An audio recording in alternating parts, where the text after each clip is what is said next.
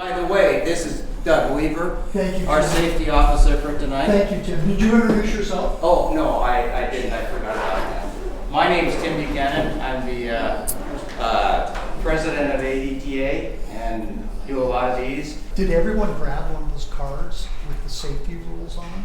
Because I'm going to make us recite them together. Here we go. Well, feel free to get back there and get a card. You got it. You got it memorized. Yeah, I do. Excellent. You want to lead it? No. Oh, okay. Okay. Okay, I've asked this of everyone, but we ask it again. Does anyone have a live weapon on them or ammo on them? Say no. Okay. No. Good. Okay. Excellent. So if you did, you could be here. You just couldn't participate in the dry fire activity. So that's what it means to say no. Okay?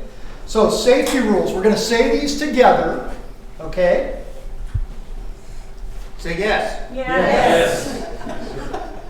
The first one is treat everything done as if it's loaded. Number 2, keep your gun pointed in the safe direction. Number 3, index your trigger finger until you're on the target. Well, what's that mean? What does that mean, Doug? Keep your finger like this on the outside. Off the trigger? Off the trigger. All the time? When you're not ready to fire. Oh, okay. Okay, just checking.